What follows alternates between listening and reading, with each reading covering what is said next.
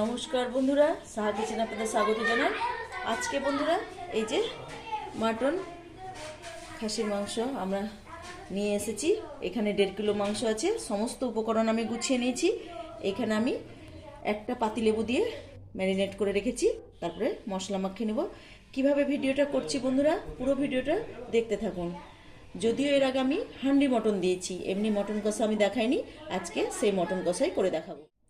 এই যে মাংসের মধ্যে আমি এখানে আদা, রসুন, পেঁয়াজ, শুকনো লঙ্কা গুঁড়ো, জিরে গুঁড়ো সমস্ত কিছু আমি পেস্ট করে রেখেছি। এখানে আমি মশলাটা ভালো করে মাখিয়ে নেব।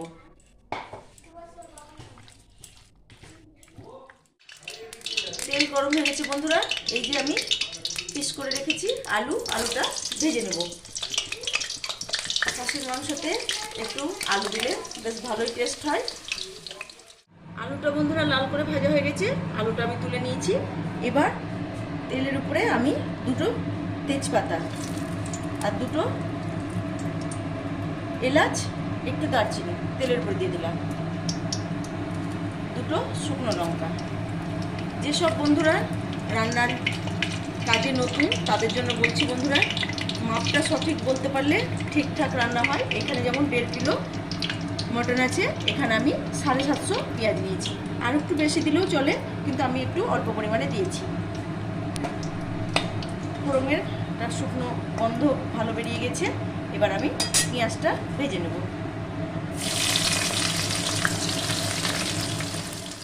এখানে আমি 8টা কাঁচা লঙ্কা চিড়ে রেখেছি। কাঁচা লঙ্কার ঝালটাই বেশি আমাদের পছন্দ করে, তাই আপনাদের ইচ্ছে মতো আপনারা ঝালটা ব্যবহার করবেন। আমি 8টা দিয়ে দিলাম। হালকা ভাজা হয়ে গেছে। আমি 1 চামচা এখানে চিনি দিয়ে দিলাম।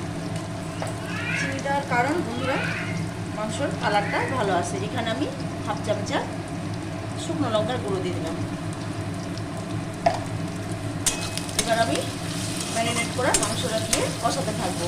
প্রায় 24 মিনিট মতো আমি কষাবো। কষানোর উপরেই রান্নাটা ডিপেন্ড করবে।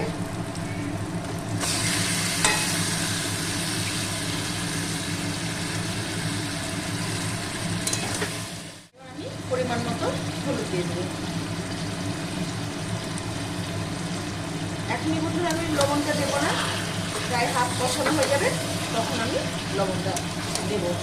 এখন আমি প্রায় 24 মিনিট মতো কষাতে থাকবো।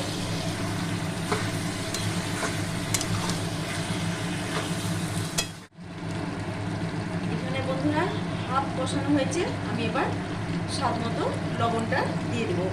তারপরে এখন আমি 10-15 মিনিট কষাতে থাকবো।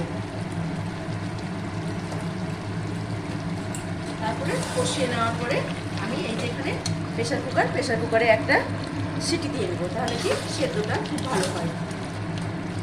কড়াই অনেকক্ষণ টাইম লাগবে, তাই আমি প্রেশারে সিটি মেরে নেব।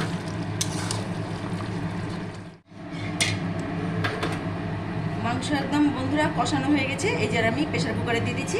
আর এখানে আমি গরম জল দিয়ে দিচ্ছি। কড়াইটা করে ধুয়ে গরম জল দিয়ে দিলাম। যে কোনো মাংসতে বন্ধুরা একটু গরম জল দিলে ভালো হয়, ঠান্ডা জল দিলে ভালো হয় না।